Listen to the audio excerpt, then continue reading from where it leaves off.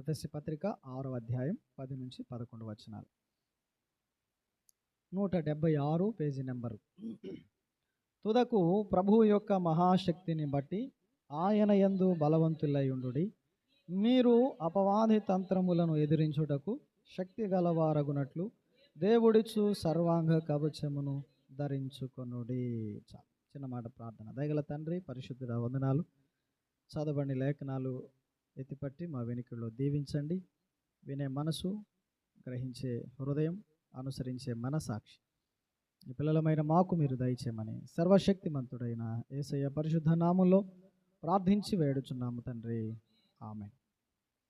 ప్రియమైన దేవుని సంఘమా, దేవుని బిడ్డలారా, మనము సర్వాంగ కవచము అనే ఈ అంశాన్ని ప్రారంభం చేసి, ఈ కవచాన్ని ఎవరిస్తారు అంటే దేవుడిచ్చే సర్వాంగ కవచం అని. ఇది దేవుడిచ్చే సర్వాంగ కవచము. ఆ కవచము దేవుడే అనే విషయాన్ని మనం 13వ వచనం ఆఖరిలో దేవుడిచ్చు సర్వాంగ కవచము అన్న దగ్గర 3 అనే సంఖ్య వేసింది. కింద ఫుట్ నోట్లో దేవుని సర్వాంగ కవచం. ఒకటి దేవుడిస్తాడు, దేవుడిచ్చే కవచము, దేవుడే ఆ కవచం, దేవుడే ఆ కవచం. ఈ విషయం మనం మొదలు ఉంచుకుందాం. దేవుడిచ్చే కవచము, దేవుని కవచం, దేవుడే ఆ కవచం, సర్వాంగ కవచము అని. అయితే ఎందుకు ఈ సర్వాంగ కవచాన్ని దేవుడు మనకు అనుగ్రహిస్తాడు అంటే 11వ వచనంలో చెప్పినట్లుగా అపవాది తంత్రములను ఎదిరించుటకు శక్తిమంతులుగా, బలవంతులుగా మనం ఉండడం కోసమే కదా. శక్తిమంతులుగా ఉండడానికి. మీరు బలవంతులై ఉండండి అన్నాడు 10వ వచనంలో. బలవంతులుగా ఉండండి, శక్తిమంతులుగా ఉండండి. ఎందుకు అంటే 12వ వచనంలో మనం చూస్తే పోరాడున్నది అన్నాడు. మనకు పోరాటం ఉన్నది అని 12 చివరిలో అన్నాడు. పోరాడుచూ ఉన్నాము, మనము పోరాడుతున్నాము. కాబట్టి పోరాడుతూ ఉండగా పోరాటంలో మనకు విజయం, జయం రావాలి అంటే ఏం కావాలి? మనకు శక్తి కావాలి, బలము కావాలి. ఆ శక్తి, బలము దేవుడే మనకు అనుగ్రహిస్తాడు. ఆ దేవుడు అనుగ్రహించే శక్తి, బలము ఏమిటంటే సర్వాంగ కవచము. ఆ సర్వాంగ కవచము దేవుడే అయి ఉన్నాడు అనే విషయాన్ని కూడా జ్ఞాపకం చేస్తున్నాడు. సర్వాంగ కవచాలలో ఇక్కడ మనము ఎన్ని కవచాలను గుర్తు చేసుకున్నాం, జ్ఞాపకం చేసుకున్నాం. సర్వ శరీరాన్ని కప్పి ఉంచేటువంటి కవచాలు 6 ఉన్నాయి. ఆ 6 కూడా కలిపి ఉంచే కవచము 7వది ప్రార్థన అని జ్ఞాపకం చేసుకున్నాం కదా. ఒకటి సత్యము అనే దట్టి, నడుమునకు దట్టి, అలాగే మైమరువు, 3వది పాదాలకు జోడు, 4వది డాలు, 5వది శిరస్త్రాణము, 6వది ఖడ్గము, 7వది ప్రార్థన.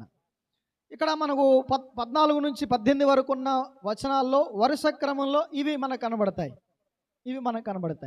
కానీ బాడీ స్ట్రక్చర్లో ఇవి ఒకదాని వెంబడి ఒకటి ఉండవు. నడుము అంటే అది సెంటర్ పాయింట్ కదా, శరీరంలో మధ్య భాగాన్ని చూపిస్తూ ఉంది. ఈ రెఫరెన్స్లు అంటే వాక్యంలో ఉన్నటువంటి విధంగా మనము వరుసగా ఆలోచన చేస్తూ ఉన్నాం. ఫస్ట్ బెల్ట్, నడుమునకు దట్టి అంటే బెల్ట్ అని మనం జ్ఞాపకం చేసుకున్నాం కదా. ఈ పిక్చర్లో పోయిన వారం చూపిస్తూ చెప్పాం. ఇందులో మనము దట్టి అంటే బెల్ట్ అని గుర్తు చేసుకున్నాం కదా. రైట్.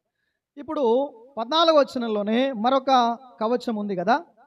మీరు నడుమునకు సత్యం అనే దట్టి కట్టుకొని నీతి అను మైమరువు తొడుగుకొని అన్నాడు. మైమరువు అంటే అర్థం ఏంటంటే ఇది కదా, చొక్కా ఇలా కనబడుతుందా? మైమరువు అందరు కనబడుతుందా? ఓకే. మైమరువు అంటే అది.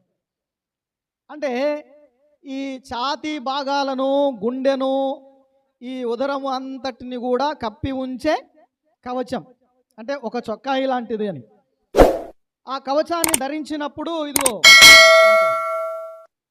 కదా, ఇక్కడ నుంచి ఛాతీ భాగము, గుండె భాగము, ఉదరము ఇవంతా నడుము వరకు కూడా ఇది కవర్ చేస్తుంది, కప్పి ఉంచే కవచము. అలాగైతే ఇప్పుడు ఈరోజు మనము మైమరువు అనే కవచాన్ని గురించి ఆలోచన చేస్తూ ఉన్నాం. సత్యము అనే బెల్ట్ దట్టిని మనము కట్టుకోవాలి అని పోయిన వారం జ్ఞాపకం చేసుకున్నాం కదా. 14వ మీ నడుమునకు సత్యమును దట్టి కట్టుకొని, అంటే బెల్ట్ కట్టుకోవాలి లేక పెట్టుకోవాలి, అంతేనా? బెల్టు పూర్వకాలంలో బెల్ట్లు లేనప్పుడు తువాలు ఏం చేసేవాళ్ళు? నడుమునకు కట్టుకునేవాళ్ళు కదా. కట్టుకోవడం. ఇప్పుడు బెల్టు పెట్టుకోవడం. అంటే దానిని మనం జ్ఞాపకం చేసుకుంటూ నడుమునకు కట్టుకోవాలి అని చెప్పినప్పుడు ఆ నడుము అంటే ఏమిటో వాక్యపు వెలుగులో ఒక అర్థాన్ని మనం చూసాం. పేతురు పత్రికలో చెప్పాడు కదా. ఏమిటి ఆ నడుము? మనస్సు అనే నడుము. రైట్. మనస్సు అనే నడుమును కట్టుకోవడం.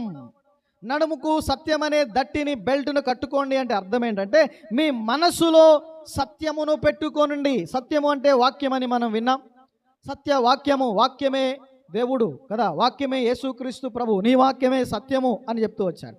కాబట్టి సత్యమైన వాక్యమై ఉన్న యేసుక్రీస్తు ప్రభువుని కదా, ఆయన వాక్యాన్ని మనము హృదయములో నడుమునకు కట్టుకోవాలి, హృదయములో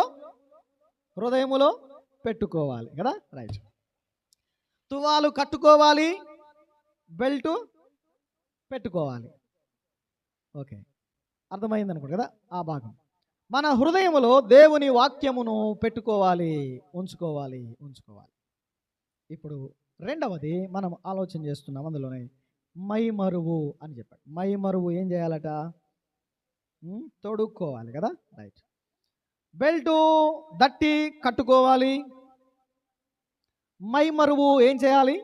తొడుక్కోవాలి. తొడుక్కోవడం అంటే ఎలా తొడుక్కుంటాం కదా? చేతులు చొప్పించి దానిని మనం తొడుక్కోవడం, చొక్కా ఎలాగనమాట తొడుక్కోవడం. జాగ్రత్తగా విందాం. హృదయము, మనస్సు అనే నడుము, ఈ మనసులో దేవుని వాక్య సత్యమును పెట్టుకొని కదా, ఆ నడుముకు ఆ హృదయములో వాక్య సత్యమును కట్టుకొని దానిపైన మైమరువును కదా తొడుక్కోవడం. జాగ్రత్తగా విందాం. ఈ మైమరువు తొడుగుకొనుట, వేసుకొనుట అని మనం ఆలోచన చేస్తున్నాం. మీకు పిక్చర్లో కూడా చూపించాం కదా. ఇది ఎలా ఉంది? దీన్ని మనం తొడుక్కోవాలి కదా. ఇది తొడుక్కోవాలి. అలాగైతే ఇది ఏ మైమరువు కదా? వాక్యం దట్టి ఏమని చెప్పుకున్నాం? సత్యమను దట్టి, సత్యము అనే బెల్ట్. సర్వాంగ కవచంలో ఉన్న ప్రతి కవచం కూడా ప్రభు అయిన యేసుక్రీస్తునే చూపిస్తుంది. ఎందుకు అంటే దేవుడిచ్చే కవచము, దేవుడే ఆ కవచం కదా. దేవుడే ఆ కవచం. కాబట్టి ప్రభు అయిన యేసుక్రీస్తే సర్వాంగ కవచం అయి ఉన్నాడు. సత్యమాయనే, సత్యమనే దట్టి ఆయనే. రెండవది ఇక్కడ మైమరువు అని అన్నాడు. ఏ మైమరువు ఇది? నీతి అనే మైమరువు అన్నాడు. నీతి అనే మైమరువు. బైబిల్ గ్రంథంలో మనకు కొన్ని రకాలైన మైమరువులు కనబడతాయి. ఒకసారి వాటిని జ్ఞాపకం చేసుకుందాం. చూడండి, ప్రకటన గ్రంథము 9వ అధ్యాయము 9వ వచనము. ప్రకటన గ్రంథం 9వ అధ్యాయం. ఇనుప మైమరువులు వంటి మైమరువులు వాటికి ఉండెను. చాలు ఆగదు. ఇక్కడ మైమరువులు అనే పదం మనకు కనబడింది. మైమరువు అంటే మనం దీని గుర్తు చేసుకోవాలి కదా. అంటే సైనికుని కవచాలు, యుద్ధ కవచాలు, అది ఒక కవచం మైమరువు. ఆ 9వ అధ్యాయంలో ప్రకటన గ్రంథంలో మనకు కనబడే సిచ్యువేషన్, ఆ పిక్చర్ అంతా కూడా ఏంటంటే అగాధములో నుంచి ఒక పొగ లేచింది. ఆ పొగలో నుండి, ఆ ధూమములో నుండి మిడతలు పైకి వచ్చాయి. ఆ మిడతలు యుద్ధానికి సిద్ధపడిన సైనికుల్లాగా ఉన్నాయి. ఆ మిడతల యొక్క ఆకారాన్ని గురించి వర్ణిస్తూ, అవి సిద్ధపడిన విధానాన్ని గురించి చెప్తూ, అవి ధరించుకున్నటువంటి కవచాలను గురించి చెప్తూ, అవి ఇనుప మైమరువులు లాంటి మైమరువులు ధరించుకొని ఉన్నాయి అని చెప్పాడు. రైట్. ఈ మైమరువు ఎలాంటిదంటే కదా, గుడ్డ మైమరువు కాదు, సాధారణమైనటువంటిది కాదు. ఎలాంటిదట ఇది? ఇనుపమై మరువు అంటే లోహముతో చేయబడినటువంటిది కదా. ఒక పదార్థము చేత, గట్టిదైన పదార్థం, లోహపూరితమైన పదార్థం, లోహముతో తయారు చేయబడిన కవచం. ఇనుపమై మరువులు. యుద్ధంలో సైనికులు ధరించే ఆయుధాలు అవి లోహముతో తయారు చేయబడిన కవచాలను. లోహముతో తయారు చేయబడిన కవచాలు. చెక్కవో, కర్రవో, పుల్లలో, గుడ్డవో కాదు కదా. ఎలాంటివి? లోహముతో తయారు చేయబడినవి. అది వెండి కావచ్చు, బంగారం కావచ్చు, లేకపోతే ఇనుము కావచ్చు, ఇత్తడి కావచ్చు. అవి లోహాలు కదా. ఇవన్నీ లోహాలు. రైట్. ఇంకా కొన్ని రకాలైన మైమరువులు అదే అధ్యాయంలో మనకు కనబడతాయి. 17వ వచనం చూడండి. చూచితిని గుర్రములకు వాటి మీద కూర్చుని ఉండిన వారికి నిప్పులాగా ఎర్రగా ఉండే వర్ణము, నీలంగా ఉండే వర్ణములు, గంధకములాగా ఉండే వర్ణముతో కూడిన మైమరువులు ఉండెను. చూడండి ఇక్కడ కూడా కొన్ని మైమరువులు కనబడుతున్నాయి మనకు. ఎలాగంటే ఎర్రని మైమరు, నిప్పులాగా ఎర్రగా కనబడుతున్న మైమరువులు. తర్వాత నీల మైమరువు అని కదా. నీలము అంటే బ్లూ కలర్. ఆకాశం ఎలా కనబడుతుంది కదా, నీలాకాశం అంటుంటారు కదా. నీలాకాశం అంటే నీలి రంగు, బ్లూ కలర్. తర్వాత గంధకము వంటి వర్ణము అన్నాడు కదా. గంధకము అంటే పసుపు లేకపోతే బంగారము చూపిస్తుంది. అంటే ఎర్రని బ్లూ కలర్లో, తర్వాత గంధక వర్ణములో కనబడే మైమరువులు అన్నాడు. వీటిని ఇలా చెప్పుకోవచ్చు. ఎర్రని అంటే రాగి మైమరువులు. తర్వాత నీలము కదా. నీలము ఇది దేన్ని చూపిస్తుంది? బహుశా ఇది వెండిని చూపించవచ్చేమో కదా. తర్వాత గంధకము ఇది బంగారాన్ని చూపించవచ్చు. సో ఇనుప మైమరువులు, తర్వాత రాగితో చేయబడిన కదా, ఇవన్నీ లోహాలు. తర్వాత వెండితో చేయబడినవి, బంగారముతో చేయబడిన, లోహముతో చేయబడిన మైమరువులు ఇవి బాహ్యంగా సైనికులు ధరించే, యుద్ధానికి సిద్ధమైన సైన్యము ధరించే ఆ మైమరువులు, కవచాలు. అవి బరువైనవిగాను కదా, అంత మాత్రమే కాదు భద్రత ఇచ్చేవిగాను ఉండే మైమరువులు. శరీరానికి మనం ఎందుకు వస్త్రాలు ధరించుకుంటాం? ఒకటి మన అవయవాలు కప్పి ఉంచడానికి, భద్రత కోసం కదా. భద్రత కోసం, అవయవాలకు భద్రత. ఓకే. ఎండలో, వర్షములో మనం ఎండవేడిమికి తట్టుకోవడానికి, వర్షము మన మీద పడకుండా ఉండడానికి కదా ఏం ఉపయోగిస్తారు? గొడుగు కదా, భద్రత కొరకు. రైట్. అలాగైతే ఈ మైమరువు దేనికి అంటే మన మనస్సు అనే నడుములో, మనస్సులో దాచబడిన, కట్టబడిన, పెట్టబడిన దేవుని వాక్యం, సత్య వాక్యము అనేది మన మనసులో ఉంచబడింది. అయితే ఈ వాక్యము మన హృదయంలో ఎట్లుండాలి అంటే భద్రంగా ఉండాలి. ఈ వాక్యానికి భద్రత లేకపోతే ఏమవుతుంది? ఆకాశ పక్షులు వచ్చి వాటిని ఎత్తుకొని. ఆకాశ పక్షులు అంటే ఏంటి? ఈ దురాత్మల సమూహమే కదా, అపవాదే. మన హృదయంలో నుండి దేవుని వాక్యాన్ని వాడు ఎత్తుకొని పోతాడు. వాక్యం మన హృదయంలో లేకపోతే, మన మనసులో వాక్యం లేకపోతే మన దిశా నిర్దేశాన్ని మనం గురి తప్పిపోతాం. మనం నడవలసిన త్రోవ, చేయవలసిన పనులు ఇవన్నీ మనకు ఆదేశించేది ఏంటి చెప్పండి? శరీరంలో మనం ఏం చేయాలో, ఏం మాట్లాడాలో, ఎక్కడికి పోవాలో అదంతా ఆదేశించేదేంటి? మనస్సు కదా. మనస్సు, మెదడు. రైట్. మైండ్. మన మెదడులో, మనస్సులో, మైండ్లో ఆలోచన మన అవయవాలు పనిచేసేటట్లుగా చేస్తుంది. ఇదిగో నీవు అక్కడ దాకా నడిచిపోవాలని మైండ్ ఆదేశిస్తే కాళ్ళు ఏం చేస్తుంటాయి? నడుస్తాయి. మైండ్ ఆదేశం కాళ్ళ దాకా పోలేదనుకోండి, అవి అంతే ఉంటాయి కదలకుండా చచ్చుపడి. చేతులకు మైండ్ ఆదేశించకపోతే ఇవి అంతే సప్పగా ఉండిపోతాయి. కాబట్టి సర్వ శరీరాన్ని కంట్రోల్ చేస్తూ అవయవాలను అన్నిటిని పనిచేయించేటువంటి శక్తి మెదడుకు, మేధస్సుకు, మైండ్కు ఉంది. ఆ మైండ్ పని చేయలేదు, డెడ్ అయిపోయింది అనుకో, బాడీ ఏమవుతుంది, స్ట్రక్ అయిపోద్ది అనమాట. స్ట్రక్. అప్పుడప్పుడు మీరు కొన్ని మాటలు వినే ఉంటారు. మనిషి బ్రతికే ఉన్నాడు కానీ మైండ్ ఏమైపోయింది, డెడ్ అయిపోయింది అన్నమాట. అంటే బ్రతికున్న శవం అన్నమాట.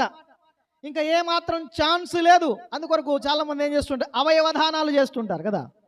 ఇక ఈ మనిషి మైండ్ బ్రేక్ అయిపోయింది, చనిపోయాడు, మైండ్ చనిపోయింది, అవయవాలు మాత్రం ఊరికే కదులుతా ఉన్నాయి, బ్రతికుంది, ప్రాణం అయితే ఉంది, కానీ మైండ్ డెడ్ అయిపోయింది. ఇక పని చేయడు, ఇక లేవలేడు, మాట్లాడలేడు, నడవలేడు. కనుక అవయవాలను దానం చేసే ఒక ప్రక్రియ తలపెట్టేటువంటి వారు మనకు కనబడతారు. బ్రెయిన్ డెడ్ అంటారు కదా, రైట్.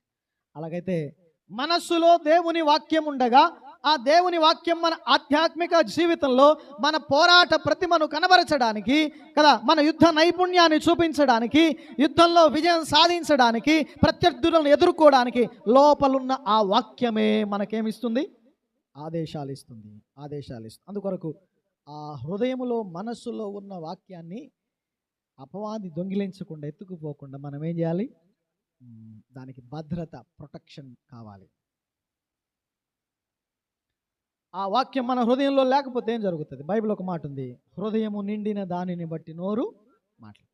మన హృదయం ఏది నిండి ఉందో అదే మనం బయటికి వ్యక్తం చేస్తాం.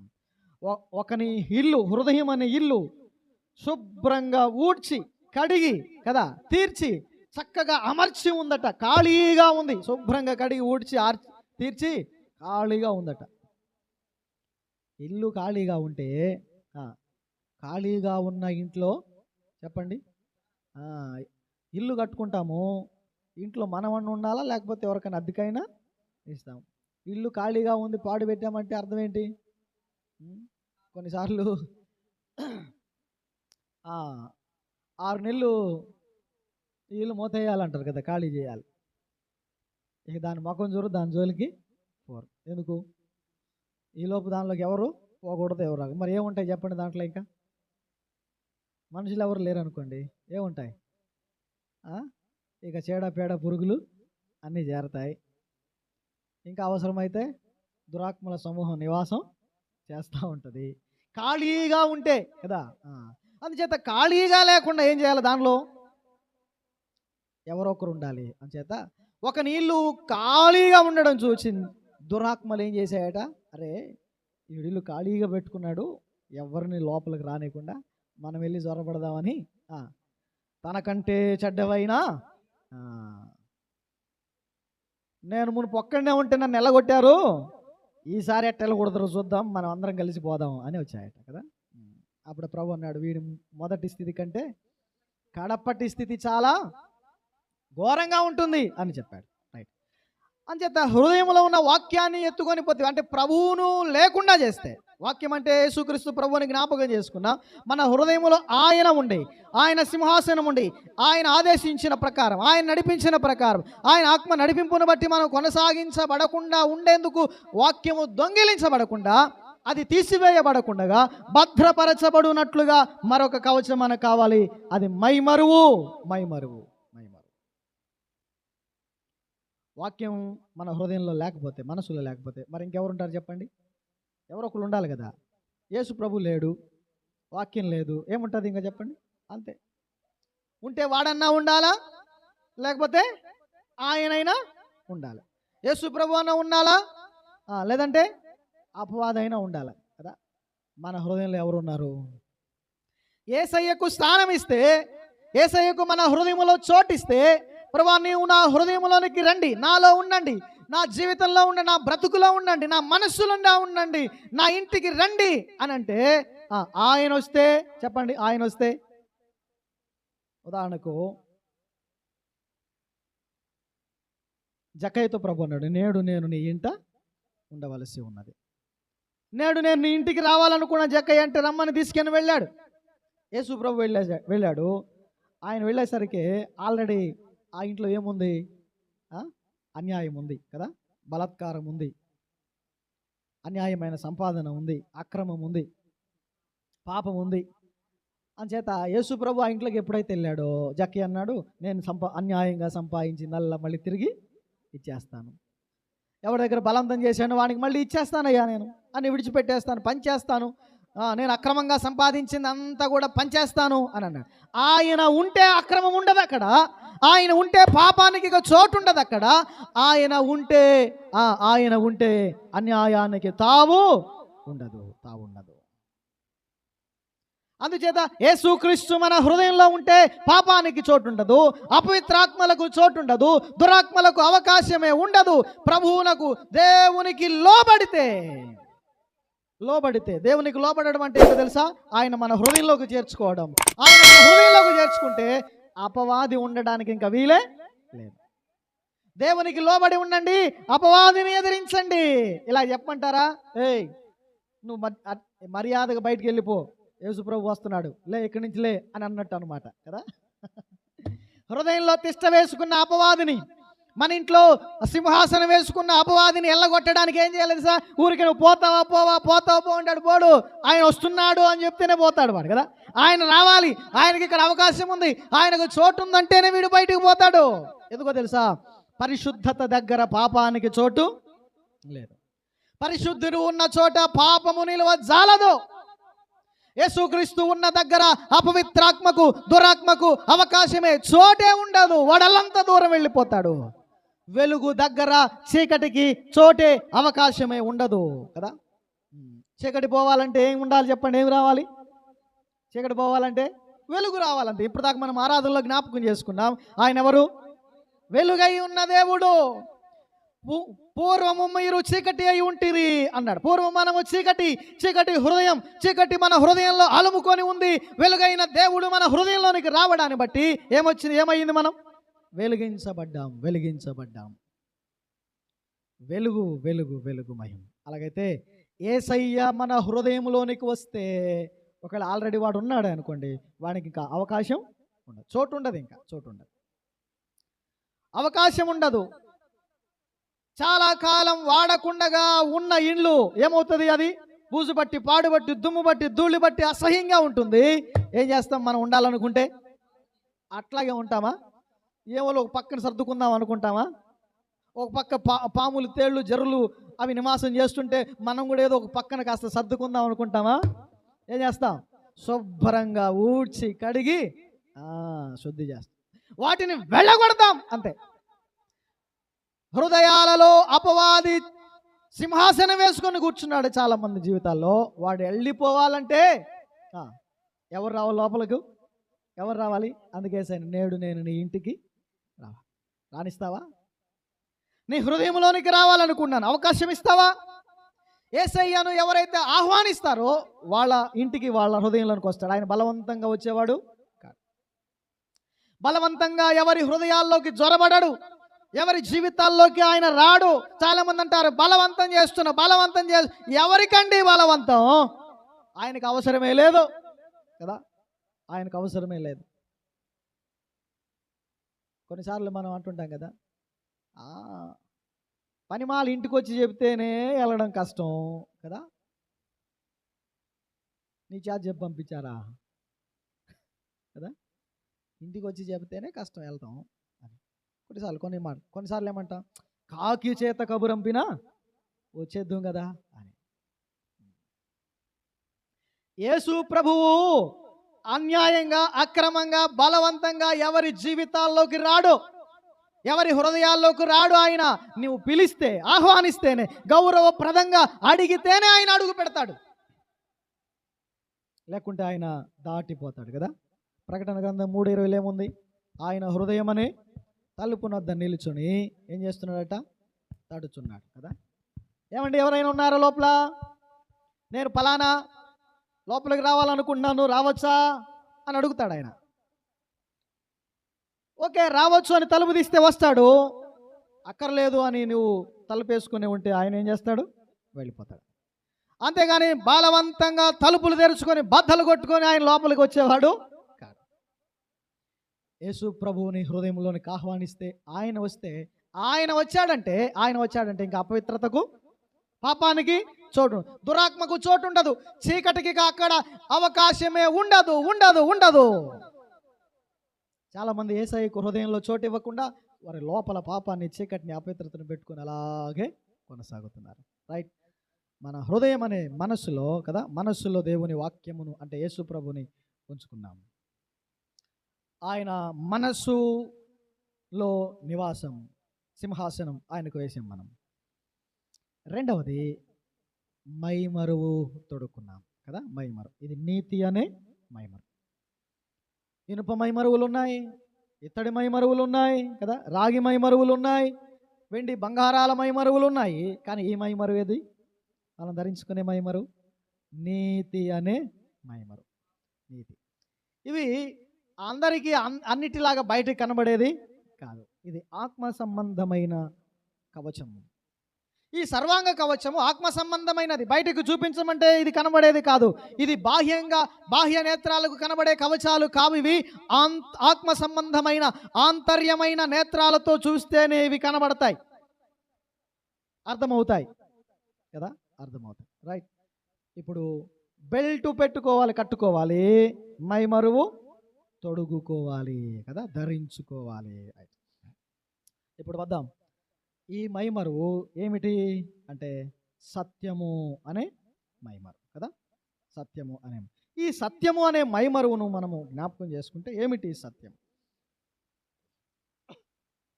చూడండి, ఎఫెసీ పత్రికలో 4వ అధ్యాయం 22వ వచనం నుండి 24 చూడండి.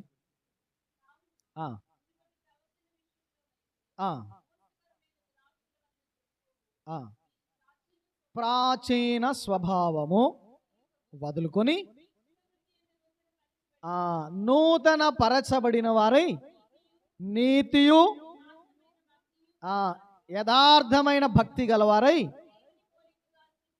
దేవుని పోలికగా సృష్టించబడిన నవీన స్వభావము ధరించుకొనుడి. చాలు.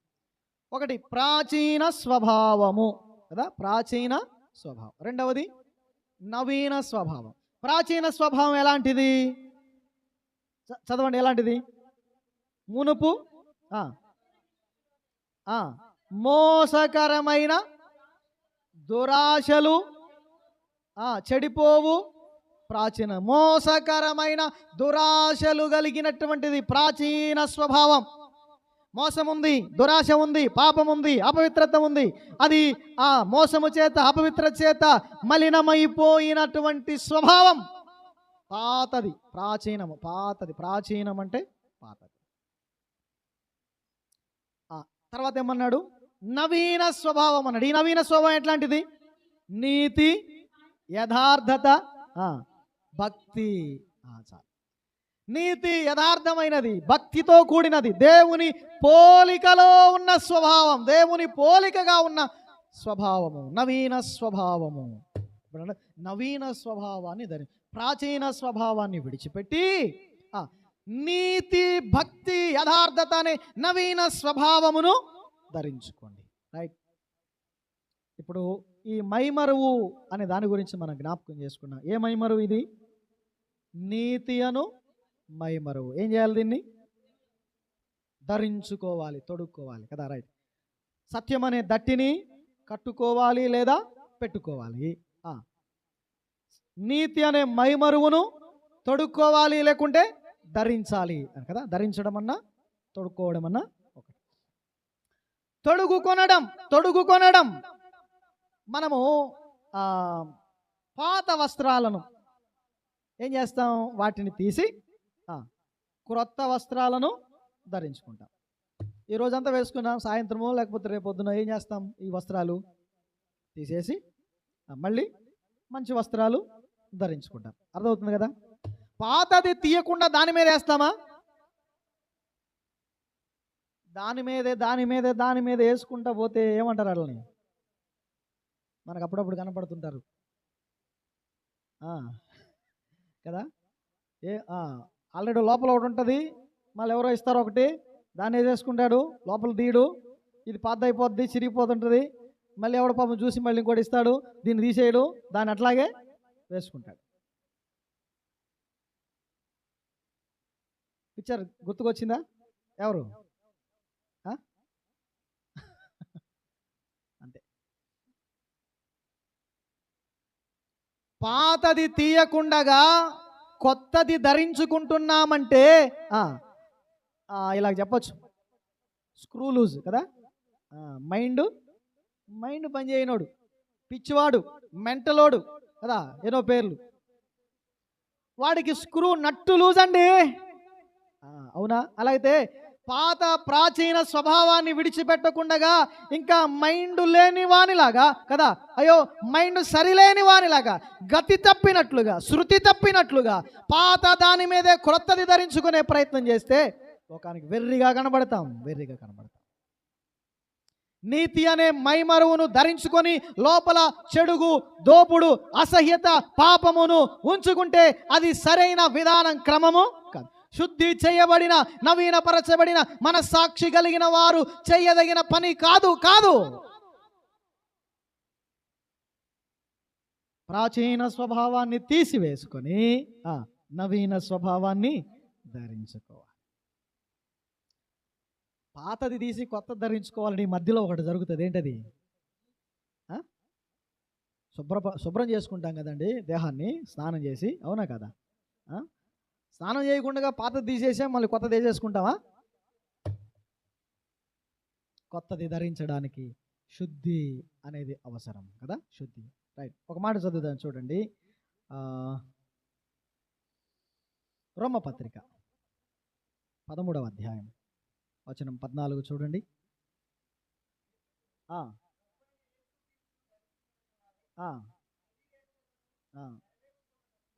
ఓకే.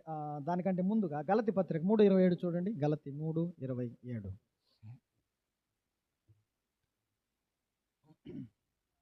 క్రీస్తులోనికి బాప్తిస్మము పొందిన మీరందరూ క్రీస్తును ధరించుకొని ఉన్నారు. క్రీస్తులోనికి బాప్తిస్మము పొందిన మీరందరూ క్రీస్తును ధరించుకొని ఉన్నారు. ఇప్పుడు రోమా 13:14 చదవండి. ప్రభు అయిన యేసు క్రీస్తును ధరించుకున్న వారే. చాలండి. రైట్, యేసు క్రీస్తును ధరించుకోవడం ఇది ఎలాగా చెప్పండి? గలతీలో అన్నాడు కదా, క్రీస్తులోనికి బాప్తిస్మము పొందడం ద్వారా, బాప్తిస్మ స్నానము ద్వారా, శుద్ధి ద్వారా చెప్పండి మనము క్రీస్తును ధరించుకున్నాం. ఇక్కడ ఒక సందేహం కలగవచ్చు, అంటే బాప్తిస్మం పొందితే యేసు ప్రభువును ధరించుకున్నట్లుగా అని. నేను ఇలాగ చెప్పాలనుకున్నాను. యేసు ప్రభువును ధరించుకోవడం అనేది బాహ్య సంబంధంగా కనబడే ప్రక్రియ కాదు, ఇది అంతరంగంలో మనసాక్షిలో జరిగేది. నేను యేసుక్రీస్తుని ధరించుకున్నాను అని లోకానికి చూపించేది, వెల్లడిపరిచేదే బాప్తిస్మ ప్రక్రియ. అంటే బాప్తిస్మము ద్వారా నేను యేసుక్రీస్తుని ధరించుకొని ఉన్నాను అని లోకానికి, సంఘానికి సాక్ష్యం ఇవ్వడం బాప్తిస్మ సాక్ష్యము. అయితే ఆత్మలో కదా ఆధ్యాత్మిక బాప్తిస్మం మనం ఎప్పుడు పొందుతున్నాము? యేసుక్రీస్తును మన హృదయంలోకి చేర్చుకున్నాం. వాక్యాన్ని, సువార్త సత్యాన్ని మనం అంగీకరించినప్పుడే మనం యేసుక్రీస్తుని మన హృదయంలో చేర్చుకున్నాము, ఆయన ధరించుకున్నాము. పరిశుద్ధాత్ముడు మనలోకి వచ్చాడు. ఈ సత్యాన్ని లోకానికి చూపిస్తూ నేను యేసుక్రీస్తుని నమ్మాను, యేసుక్రీస్తుని నేను ధరించుకున్నాను అని లోకానికి సాక్ష్యం ఇచ్చే ప్రక్రియ బాప్తిస్మం ద్వారా తెలుస్తుంది. రైట్. అలాగైతే క్రీస్తు యేసులోనికి బాప్తిస్మము పొందినవారు, లోనికి అంటే ఆయనలోనికి బాప్తిస్మం. ఇప్పుడు ఒక గ్లాసు నీళ్లు, మనం ఒక గ్లాస్ తీసుకున్న ఖాళీ గ్లాసు, ఆ స్టీల్ గ్లాస్ తీసుకున్నాం అనుకోండి, ఆ గ్లాసులో నీళ్లు పోస్తాం కదా, నీళ్ళు ఎక్కడ ఉన్నాయి? గ్లాసు లోపల ఉన్నాయా, బయట ఉన్నాయా? లోపల ఉన్నాయి కదా. ఇప్పుడు నీళ్లు లోపల ఉన్నాయి, బయటికి ఏం కనపడుతుంది? గ్లాస్ మాత్రం కనపడుతుంది, లోపల ఉన్న నీళ్లు కనపడుతుంది. ఒక బకెట్ నీళ్లు తీసుకున్నాం, ఆ బకెట్ నీళ్ళలో గ్లాసు వేసాము, గ్లాసు మునిగిపోయింది, నీళ్ళ లోపలికి వెళ్ళిపోయింది. ఏం కనపడుతుంది? గ్లాసు కనపడుతుంది, నీళ్ళు కనపడతాయా? క్రీస్తు యేసులోనికి మనము ప్రవేశిస్తే మనం కనపడతాము, క్రీస్తు కనపడతాడా? మనం ఆయన లోపలికి వెళ్ళాం. అట్లయితే ఆయన లోపలికి వెళ్ళడాన్ని బట్టి నీళ్లు గ్లాసును ధరించుకున్నట్టుగా గ్లాసులో నీళ్లు పోయబడడాన్ని బట్టి నీళ్లు గ్లాసును ధరించుకున్నట్టుగా కనబడేది గ్లాసు ఎలాగైతే కనబడుతుందో క్రీస్తులోనికి మనము ప్రవేశించడాన్ని బట్టి క్రీస్తు మన ద్వారా కనబడతాడంతే, మనం కాదు. అందుకే పౌలు గారు అన్నాడు కదా, జీవించువాడనైన నేను ఇక మీదట జీవించేది నేను కాదు నాలో క్రీస్తే జీవిస్తున్నాడు అన్నాడు. నా కోసం కాదు, నేను క్రీస్తు కొరకే జీవిస్తున్నాను. ఎంత మంచి మాట. క్రీస్తును ప్రతిబింబింపచేయడం, నీతి అనే మైమరువు తొడుగుకోవడం అంటే క్రీస్తుని ధరించుకోవడం. అప్పుడు చెప్పండి, మనం వస్త్రాలు వేసుకుంటాం ఎందుకు ఈ వస్త్రాలు వేసుకుంది ఎందుకు? అది మన శరీరము కనబడకుండా, మన దేహం, మన అవయవాలు కనబడకుండా కప్పి ఉంచేందుకు ఈ వస్త్రాలు. అలాగైతే మనము కనబడకుండగా, నేను అని అహంభావము పాపము కనబడకుండగా కప్పి ఉంచేదేంటి అంటే నీతి అనే మైమరువు, ప్రభు అయిన యేసుక్రీస్తు. ఇలాగ చెప్పనివ్వండి, నీతి అనే మైమరువు మనం తొడుక్కోకపోతే, నవీన స్వభావాన్ని మనం ధరించకపోతే ఏం కనబడుతుంది? ప్రాచీన స్వభావం కనబడుతుంది. ప్రాచీన స్వభావం ఎలాంటిది? అది పాపము, అవిధేయత, దురాశలు కదా, అసహ్యత, ఇదంతా కనబడుతుంది. వినండి, దేవుడు మనలను అంగీకరించడానికి మనంతటా మనం వచ్చి ఆయన ముందు నిలబడితే ఆయన అంగీకరించాడు కదా, అసహ్యించుకుంటాడు, ఛేదరించుకుంటాడు, వెళ్ళిపోమంటాడు, వెళ్ళగొడతాడు. మనం ఎలా రావాలా? మనము ఆయన మనల్ని అంగీకరించాలంటే ఎలా అంగీకరిస్తాడో తెలుసా? క్రీస్తు యేసునందు ఉండడాన్ని బట్టి. అందుకే రోమపత్రిక 8వ అధ్యాయం 1వ వచనం ఇలాగ ఉంది కదా, క్రీస్తు యేసునందు ఉన్నవారికి, క్రీస్తు యేసులో ఉంటే శిక్ష లేదు, మరి బయట ఉంటే శిక్ష తప్పాలంటే, ఆయన అంగీకరించాలి అంటే, మనల్ని నీతిమంతులుగా ఎంచాలి అంటే, పరిగణించాలంటే మనము ఎవరిలో ఉండాలట? క్రీస్తులో ఉండాలి. క్రీస్తును మనము ధరించుకొని ఉండాలి. మనల్ని చూసినప్పుడు కదా ఆయన కనబడాలి. ఏమో తెలుసా? క్రీస్తు కనబడాలి. ఆయన తన కుమారుని చూడాలి కదా, ఆయన మన కొరకై పొందిన దెబ్బలను, అవమానాలను ఆయన చూడాలి. మన కొరకు కొట్టబడిన విధానం ఆయన చూడాలి. నలుగగొట్టబడిన ఆయన శరీరం, కొరడాలతో కొట్టబడి మొత్తబడి ఆయన శరీరము నెత్తుటి ముద్దగా మార్చబడిన ఆయన శరీరం ఆయనకు కనబడాలి. నీతి అనే మైమరువును మనము తొడుగుకోవాలి.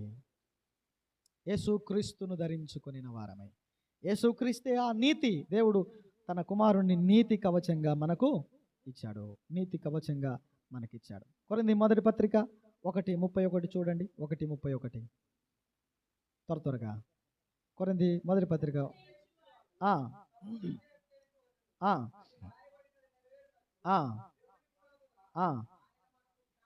జ్ఞానమును, నీతియు, పరిశుద్ధతయు, విమోచనము ఆయన మనకు నీతి, జ్ఞానము, పరిశుద్ధత, విమోచన అయ్యాడు. ఆయన మనకు నీతి అయ్యాడు, ఆయన మనకు జ్ఞానం అయ్యాడు, ఆయన మనకు పరిశుద్ధత అయ్యాడు, ఆయన మనకు విమోచన అయ్యాడు. ఆయన లేకపోతే ఇవేమి మనకు లేవు. యేసుక్రీస్తు అనే నీతిని మనము ధరించుకోవడం, ఇది దేవుని నీతి. రోమపత్రిక 3:22 చెప్పాడు, నమ్ము ప్రతివాడును ఏమవుతాడట? చదువుతారా? రోమ 3:22. విశ్వాసము వలన నమ్ము వారందరికీ కలుగు దేవుని నీతి. క్రీస్తు యేసునందలి విశ్వాసం ఉంచడాన్ని బట్టి నమ్మే ప్రతి ఒక్కరికి కలిగే దేవుని నీతి కవచం, దేవుని నీతి. 26వ వచనం చదవండి.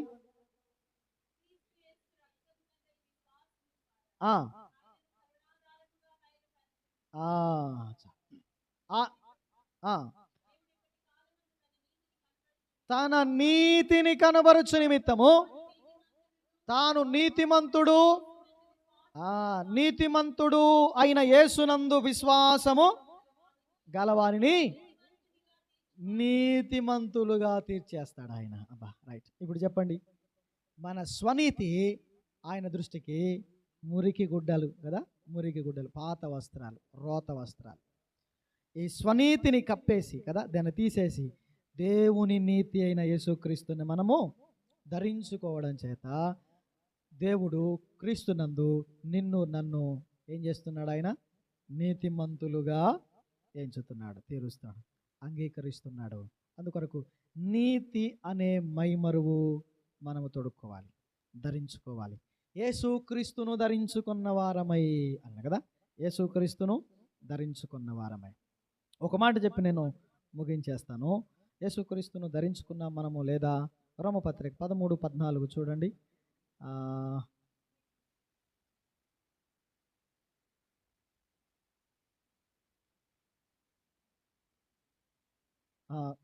కొరింథీయులకు రాసిన 2వ పత్రిక 13:5.